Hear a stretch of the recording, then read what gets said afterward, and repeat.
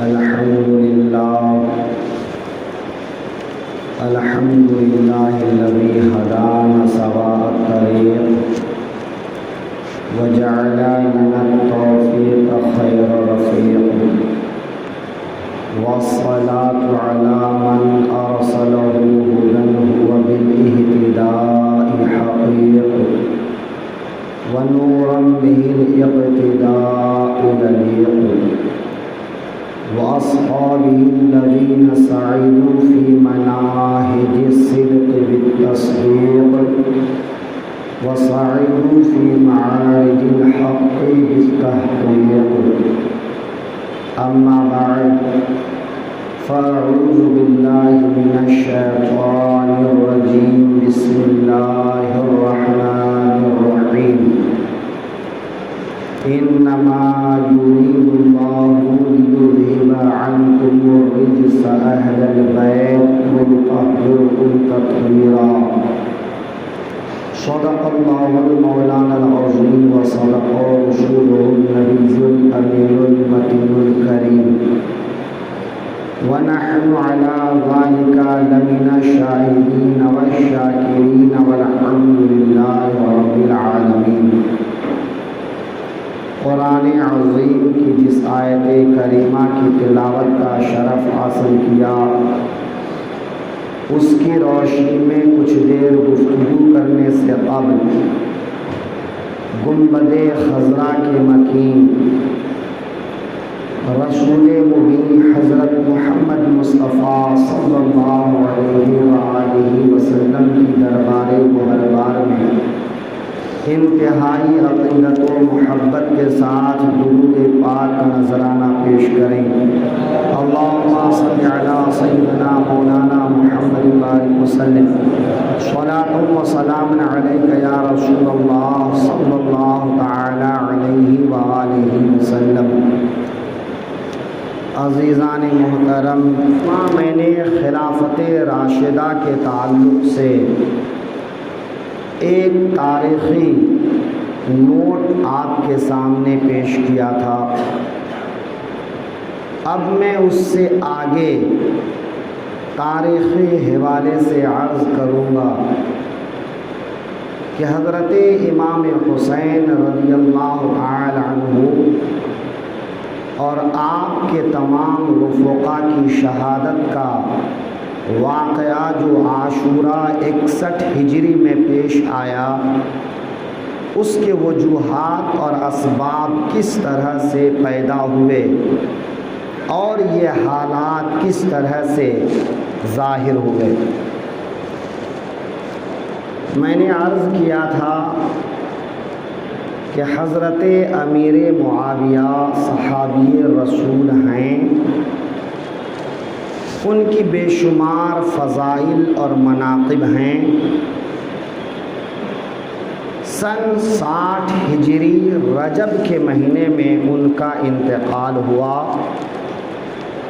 اور ان کے انتقال کے بعد ان کا بیٹا یزید تخت پر بیٹھا. یہ تخت نشینی کے تعلق سے کچھ باتیں میں آپ کے سامنے عرض کروں گا. آقائے دو عالم صلی اللہ علیہ وسلم کے وصال شریف کے بعد صحابہ کرام کے مشورے سے حضرت ابو بکر صدیق خلیفۃ المسلمین منتخب ہوئے. حضرت صدیق اکبر کو لگا کہ ان کے بعد اس امت کے لیے سب سے مناسب شخص حضرت عمر ہیں، تو انہوں نے اپنے آخری دنوں میں حضرت عمر کے لیے اپنی جانشینی کا رقعہ لکھ دیے.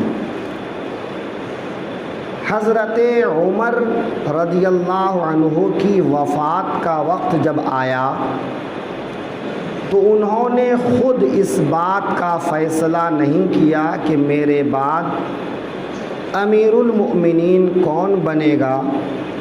انہوں نے اس زمانے کے 6 معتبر صحابہ کرام کو یہ ذمہ داری دی کہ عام صحابہ کرام سے مشورہ کرنے کے بعد ان 6 لوگوں میں سے جس ایک پر اتفاق ہو جائے اس ایک آدمی کو امیر المؤمنین بنایا جائے۔ لیکن اسی میں حضرت عمر نے یہ بھی لکھ دیا کہ اس 6 آدمی کے پینل میں میرا بیٹا عبداللہ شامل رہے گا، لیکن یہ خلافت کا دعوے دار نہیں رہے گا، کہ میرا بیٹا اس مشورے میں شامل تو رہے گا لیکن وہ امیر المؤمنین بننے کا دعوے دار نہیں ہوگا۔ حضرت عمر رضی اللہ عنہ نے بہت دور اندیشی سے کام لیا کہ باپ کے بعد بیٹا خلافت پر قابض ہو جائے، یہ سلسلہ شروع نہ ہو۔ ہاں اگر بیٹا لائق و فائق ہے تو بنانے میں حرج بھی نہیں ہے، لیکن یہ ضروری بھی نہیں کہ بیٹے سے زیادہ لائق لوگ موجود رہیں، لیکن ان لوگوں پر بیٹے کو تھوپ دیا جائے اس لیے کہ یہ امیر المؤمنین کا بیٹا ہے۔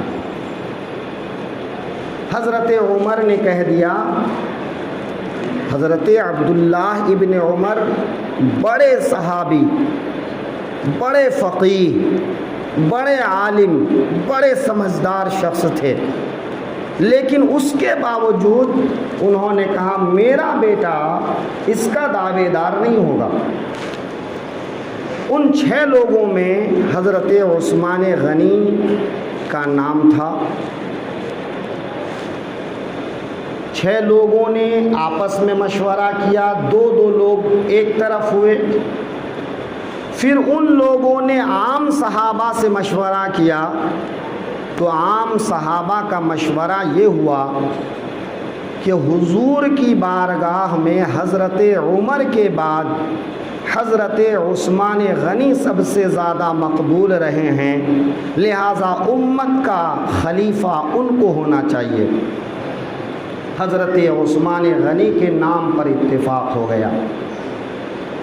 جب حضرت عثمان غنی شہید کر دیے گئے، اس وقت نہ انہوں نے کسی کا نام لکھا، نہ کوئی جماعت بنائی، وہ 40 دن تک محاصرے میں رہے اور اسی میں شہید ہو گئے۔ اب جب ان کی شہادت ہو گئی تو ظاہر ہے کہ امت کو بغیر خلیفہ کے چھوڑا نہیں جا سکتا تھا۔ بہت سے صحابہ کرام کی رائے بھی یہی ہوئی کہ حضرت علی رضی اللہ عنہ کو خلیفۃ المسلمین ہونا چاہیے، لہذا حضرت امیر المؤمنین خلیفۃ المسلمین بن گئے۔ جیسا کہ میں نے پچھلے جمعہ عرض کیا تھا کہ حضرت علی کے ہاتھ پر بیعت کرنے والے وہ لوگ بھی تھے جو حضرت عثمان غنی کے گھر کے محاصرے میں شامل تھے، ان کی قتل میں شامل تھے، ان کی شہادت میں شامل تھے۔ اس بات کو لے کر حضرت عائشہ، حضرت علی، حضرت امیر معاویہ، حضرت علی کے بیچ میں جنگ جمل اور جنگ صفین کا واقعہ ہوا۔ حضرت علی، حضرت عائشہ، حضرت علی، حضرت امیر معاویہ، ان حضرات کے بیچ میں جنگ ہوئی، یہ تاریخ کا ایک حصہ ہے۔ مگر اس جنگ میں حضرت علی حق پر تھے، ان کے جو خلاف حضرات تھے ان سے اجتہادی خطا ہوئی تھی۔ اجتہادی خطا ہم لوگ کہتے ہیں کہ ایک آدمی قرآن و حدیث کو سامنے رکھ کر کوئی فیصلہ لے، ان کا فیصلہ اگر درست ہو جائے تو وہ 2 گنا ثواب پاتے ہیں، اور اگر ان کا فیصلہ غلط ہو جائے تو انہوں نے چونکہ قرآن و حدیث کو سامنے رکھ کر ایک کوشش کیا تو اس کوشش کا ان کو 1 ثواب ملتا ہے، تو خطائے اجتہادی پر 1 ثواب ملتا ہے۔ اسی لیے ہمارے علماء فرماتے ہیں کہ ان دونوں جنگ میں جو حضرات شہید ہوئے وہ بھی جنتی، اور جن حضرات کے ہاتھوں شہید ہوئے وہ حضرات بھی جنتی۔ لہذا ان جنگوں کے بارے میں ہم کچھ زیادہ نہیں بولیں گے۔ حضرت علی رضی اللہ عنہ بھی شہید ہو گئے، ان کے بعد حضرت حسن رضی اللہ عنہ اس لائق تھے۔ یہاں باپ اور بیٹے کی بات آتی ہے۔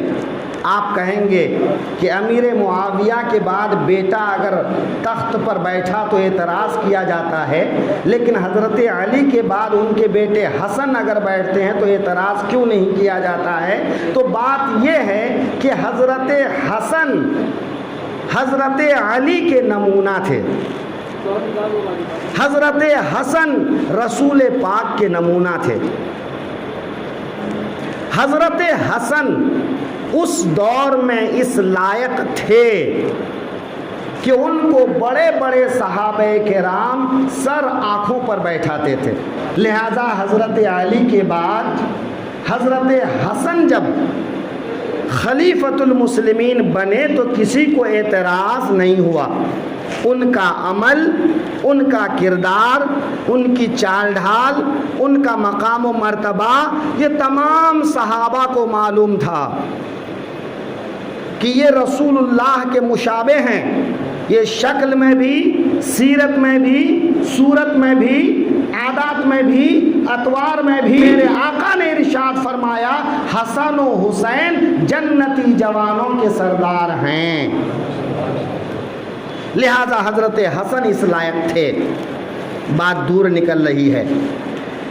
حضرت حسن رضی اللہ عنہ نے 6 مہینے کے بعد خلافت سے استعفیٰ دیا، حضرت امیر معاویہ کو عام مسلمانوں کا خلیفہ بنا دیا۔ شرائط بھی میں نے عرض کیے تھے۔ حضرت امیر معاویہ 20 سال تک پورے عالم اسلام کے امیر اور خلیفہ رہے۔ آخری دنوں میں حضرت امیر معاویہ کے دماغ میں بھی کہیں نہیں تھا کہ ان کے بعد ان کا بیٹا ان کی جگہ پر تخت پر بیٹھ جائے، ان کے دماغ میں بھی نہیں تھا۔ وہ صحابی رسول ہیں، وہ امت کی خیر خواہی چاہتے تھے، لیکن کچھ ایسے لوگ تھے، ہر جگہ پر ہر دربار میں کچھ خوشامدی لوگ ہوتے ہیں، کچھ لوگ اپنا مطلب نکالنے کے لیے جھوٹی تعریفیں کرتے ہیں، اور لوگ جھوٹی تعریفیں سن کر خوش ہو جاتے ہیں اور انعام و اکرام کی برسات کر دیتے ہیں۔ اگر کوئی آدمی اچھا ہو لیکن جھوٹی تعریف نہ کرے تو اس کی نظر میں وہ آدمی بیکار لگتا ہے، یہ انسان کی فطرت ہے۔ ان صحابہ کرام کے بارے میں ایسی بات نہیں کہہ سکتا، وہ زمانہ خیر القرون ہے، اس میں صحابہ تھے، تابعین تھے، لہٰذا ان حضرات کے بارے میں ایسی بات تو نہیں کہہ سکتا، لیکن کچھ حضرات ایسے تھے جن کا تذکرہ مفتی شریف الحق صاحب رحمۃ اللہ علیہ نے نزہۃ القاری میں کیا ہے، نام بنام انہوں نے ذکر کیا ہے، لیکن میں نام نہیں لوں گا۔ کچھ حضرات نے حضرت امیر معاویہ سے کہا، اے امیر معاویہ، آپ کے بعد پھر پہلے کی طرح اس خلافت کو لے کر جھگڑا نہ ہو جائے، اس لیے آپ اپنے بعد ہونے والے امیر کا نام لکھ دیں۔ کہا کس کا نام لکھ دوں؟ اس زمانے میں حضرت حسین، حضرت عبداللہ ابن عمر، حضرت عبداللہ ابن زبیر، یہ بڑے بڑے صحابہ کرام تھے۔ ان کا اثر و رسوخ تھا، ان کا ایک اپنا مقام تھا کہ پوری امت مسلمہ کو اگر یہ کوئی بات کہہ دیتے تو بلا کسی انکار یہ لوگ مان لیتے۔ یہ ایسے لوگ تھے۔ اب ان کی موجودگی میں کن کا نام لکھا جائے؟ تو کہا اپنے بیٹے کا نام لکھ دیجیے، اپنے بیٹے کا نام لکھ دیجیے۔ امیر معاویہ رضی اللہ عنہ نے کہا نہیں، لوگ میرے بعد یزید کو قبول نہیں کریں گے، کیونکہ وہ جانتے تھے یزید کا عمل کیسا ہے، اس کی عقل کیسی ہے، وہ انسان کیسا ہے۔ فقیہ ملت مفتی جلال الدین صاحب لکھے ہیں کہ امیر معاویہ کے زمانے میں یزید بدکار نہیں تھا، لیکن میں اس بات کو نہیں مانتا۔ یزید ابتدا سے ہی بدکار تھا، بدخصلت تھا، وہ شرابی تھا، جواری تھا، نماز چھوڑنے کا عادی تھا، لیکن باپ کی محبت، امیر معاویہ صحابی ہیں، میں ان کو خطا کار نہیں کہہ سکتا، لیکن شفقت پدری میں ممکن ہے کہ ان سے یہ ایسا ہو گیا۔ امیر معاویہ نے ایک بڑے عالم کو یزید کی اصلاح کے لیے لگایا اور کہا آپ یزید کی اصلاح کیجئے کہ میری حیات میں یہ سدھر جائے، تاکہ میرے بعد جب یہ امیر بنے تو لوگوں کو اعتراض نہ ہو، اس کی اصلاح کی کوشش کیجئے۔ آج بھی ہمارے یہاں کیا ہوتا ہے، کسی کا بیٹا آوارہ ہو جائے، بدچلن ہو جائے، نکما نکٹھو ہو جائے، کام کاج نہ کرے تو کیا کہتے ہیں؟ شادی کرا دو ٹھیک ہو جائے گا۔ یہی کرتے ہیں نا، بھئی شادی کرا دو ٹھیک ہو جائے گا۔ اکا دکا ٹھیک ہو بھی جاتے ہیں، لیکن زیادہ تر کیا ہوتا ہے، شادی کرانے کے بعد وہ پہلے سے زیادہ بگڑ جاتا ہے۔ تو اب تک تو ماں باپ کے سر پہ ایک بیٹا بوجھ تھا، اب بہو بھی بوجھ بن جاتی ہے، اور وہ آنے والی بہو بے وجہ پھنس جاتی ہے، اس بہو کے لیے وہ بیٹا جہنم ثابت ہوتا ہے۔ اکثر ایسا ہوتا دیکھا ہے آپ نے، میرے سامنے اس طرح کے بہت سے واقعات آئے۔ تو انسان کا مزاج ایسا ہے۔ حضرت امیر معاویہ نے اصلاح کے لیے ایک عالم کو مقرر کیا کہ ان کی اصلاح کی کوشش کی جائے۔ الغرض حضرت امیر معاویہ نے بھی کوشش کی اور اپنی حیات میں ہی ان کے لیے ماحول تیار کرنے لگے۔ اس غرض سے وہ حج کے لیے مکۃ المکرمہ بھی آئے۔ حج کے دوران بے شمار لوگ حاضر ہوتے ہیں مکہ شریف، ان کے سامنے بھی بات رکھا، لوگوں نے ماننے سے انکار کیا۔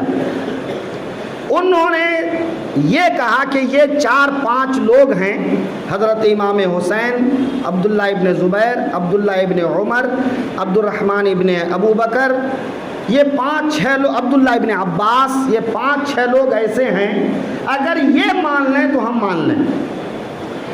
امیر معاویہ نے ان کو منوانے کی کوشش کی، مگر ان حضرات نے کہا نہیں۔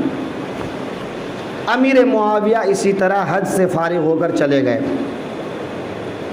امیر معاویہ انتقال سے پہلے وصیت کیے کہ تم صدیق اکبر کی سنت کو اپنانا۔ یزید نے اس بات پر انکار کیا۔ عمر فاروق کو اپنا نمونہ بنانا، اس بات پر انکار کیا۔ انہوں نے خلفائے راشدین کا نام لیا، اس نے انکار کر دیا، بس یہ کہا میرے لیے قرآن و سنت باقی ہے، قرآن و سنت میرے لیے کافی ہے۔ اس طرح کی بات کر کے حضرت امیر معاویہ نے وفات سے پہلے کہا جیسا میں نے سوچا ہے اگر تو ویسا ہی مسلمانوں کے حق میں بہتر امیر ثابت ہو تو اللہ تمہاری یہ سلطنت پوری کرے، اور اگر تم میرے امید کے مطابق نہ اترے تو اللہ تمہاری حکومت کو کبھی مکمل نہ کرے۔ یہ حضرت امیر معاویہ کی آخری بات تھی جو یزید سے انہوں نے کہا تھا، لہٰذا اس وجہ سے امیر معاویہ کو غلط کہنا درست نہیں۔ ایک باپ بیٹے کی محبت ہوتی ہے، اور پھر یہ کہ وہ حالات بھی ایسے تھے اس زمانے میں، حجاز، عراق، شام، افریقہ یعنی ایران تک ایک بہت بڑا علاقہ تھا جو اسلامی سلطنت کے ماتحت تھا۔ کہیں کسی وجہ سے اگر فتنہ شروع ہو جاتا تو بہت بڑا نقصان ہونے کا اندیشہ تھا۔ یزید ایک ہوشیار، بہادر، اچھا تو نہیں تھا، لیکن انہوں نے یہ سوچ کر کہ میرے بعد یہ ٹھیک ہو جائے گا، جب ذمہ داری سر پر آئے گی تو ٹھیک ہو جائے گا، لیکن ایسا نہیں ہوا۔ انہوں نے اپنی جگہ مقرر کر دی، لیکن ان چاروں پانچوں حضرات کے بارے میں وصیت کی کہ ان حضرات سے پہلے بیعت لینے کی کوشش کرنا، بالخصوص حضرت امام حسین کے ساتھ نرمی سے پیش آنا۔ وہ آل رسول ہیں، اولاد رسول ہیں، ان کے ساتھ اچھے سلوک کرنا، بہتر سلوک کرنا۔ اس بیچ میں حضرت ابو بکر کے صاحبزادے کا انتقال ہو چکا تھا، بس 4 آدمی بچے تھے، عبداللہ ابن عباس، عبداللہ ابن عمر، عبداللہ ابن زبیر، حضرت امام حسین۔ کہا یہ 4 آدمی اگر تم کو خلیفہ مان لیں تو تم خلیفہ ہو، اور اگر نہیں مانیں تو تم خلیفہ نہیں ہو سکتے ہو، لہذا ان کو پیار محبت سے منانے کی کوشش کرنا۔ امیر معاویہ کا انتقال ہوا رجب کے مہینے میں۔ اس نے تخت خلافت پر بیٹھ کر سلطنت کے تمام صوبے داروں کو خط لکھا، اور ایسے ہی ولید ابن عقبہ اس زمانے میں مدینے کا گورنر تھا، تو ولید ابن عقبہ کو بھی خط لکھا، اور یہ لکھا کہ ان 4 آدمی کو بلا کر پہلے بیعت لو، اور اگر یہ میری بیعت نہ کریں تو سختی سے ان سے بیعت لو۔ کہتے ہیں نا فطرت۔ اب یزید کے بارے میں میرے آقا کریم کا ارشاد ملاحظہ کیجئے۔ میرے آقا کریم ارشاد فرماتے ہیں کہ میری امت ہمیشہ سنت پر قائم رہے گی، پہلا شخص جو میری سنت میں خلل پیدا کرے گا وہ بنی امیہ کا ہوگا، اور اس کا نام یزید ہوگا۔ میرے آقا صلی اللہ علیہ وسلم ایک دفعہ فرماتے ہیں کہ میں نے یہ دیکھا کہ کچھ بندر ہیں جو میرے منبر پہ چڑھ کے ناچ رہے ہیں، اور میرے آقا ارشاد فرماتے ہیں کہ میری سنت اور میری شریعت کو بگاڑنے والا آدمی بنی امیہ کا ہوگا، اور اس کا نام یزید ہوگا۔ اس طرح سے آقائے دو عالم نے یزید کے بارے میں ارشاد فرما دیا تھا۔ ایک بات یہ رہی، دوسری بات حضرت امام حسین کے تعلق سے ان کی ولادت کے بعد سے ہی مشہور ہو چکا تھا کہ مقام کربلا میں، عراق میں لوگ ان کو شہید کریں گے، کربلا میں ان کو شہید کیا جائے گا۔ ان کی شہادت کا چرچا بالکل عام تھا۔ کچھ فیصلے انسان کرتے ہیں، کچھ فیصلے تقدیر کرتی ہے، کچھ فیصلے انسان کرتے ہیں، کچھ فیصلے تقدیر کرتی ہے۔ تقدیر کا لکھا کوئی نہیں ٹال سکتا۔ امام حسین کی شہادت کا سبب پیدا ہونا بھی تو تھا۔ اگر کوئی امام حسین سے محبت کرنے والا تھا تو کوئی محبت میں آ کے گلا کاٹ دے گا، ایسا تو نہیں ہوگا۔ کوئی یہ کہے کہ چلو میں آپ سے بڑی محبت کرتا ہوں، میں آپ پر نماز میں صلاۃ و سلام بھیجتا ہوں، درود بھیجتا ہوں، لیکن میں آپ کا گلا کاٹوں گا، ایسا ہوگا؟ نہیں ہوگا۔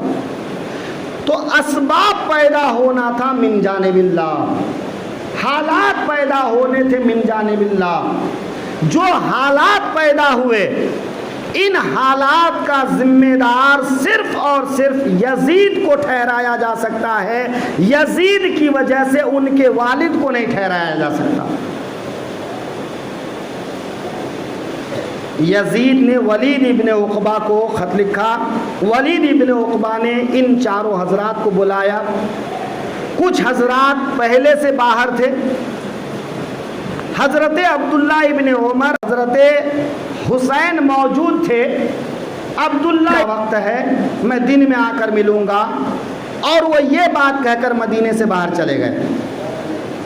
حضرت امام حسین کچھ جوانوں کو لے کر رات ہی کو ولید کے پاس گئے۔ ولید ابن عقبہ نے خط دکھایا اور کہا کہ میں مجبور ہوں، آپ یزید کے لیے بیعت کریں۔ ولید ابن عقبہ فی نفس ہی اہل بیت کا محب تھا، وہ ایک اچھا انسان تھا، بنو امیہ کا تھا لیکن اچھا تھا۔ اس نے کہا کہ مجھے یزید کا حکم آیا ہے، میں اس حکم نامے کے تحت مجبور ہوں، لہذا آپ بیعت کریں۔ حضرت امام حسین نے کہا میرے جیسا آدمی چھپ چھپا کر بیعت نہیں کرے گا، تم عام مسلمانوں کو بیعت کی دعوت دو، جمعہ کے دن دعوت دو، اگر سب لوگ بیعت کریں گے تو میں بھی اس بارے میں غور کروں گا، ورنہ تم یزید کے بارے میں جانتے ہو کہ یزید کیسا آدمی ہے۔ ایسے آدمی کو امت کا خلیفہ بنا دینا، امت کا امیر المومنین بنا دینا، امت کے سر پہ بیٹھا دینا، یہ امت کے لیے کس طرح ہلاکت کا سبب بنے گا، اس بات کو تم جانتے ہو، لہذا میں اس کی بیعت نہیں کروں گا، اور اس طرح چھپ چھپا کر تو بالکل بھی نہیں کروں گا۔ تم عام طور پر مسلمانوں کو دعوت دو، جب سب مسلمان بیعت کریں گے تو میں بھی اس بارے میں غور کروں گا۔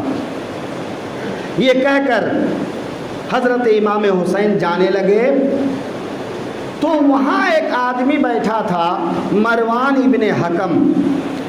یہ حکم وہ آدمی ہے جس کی فساد انگیزی کی وجہ سے رسول اللہ نے ان کو مدینے سے نکال دیا تھا۔ جب مدینے سے نکالا تو وہ صدیق اکبر کے زمانے میں مدینہ آنا چاہا، ان کو آنے سے روک دیا، کہا جب رسول اللہ نے تم کو نکالا تو میں اجازت نہیں دوں گا۔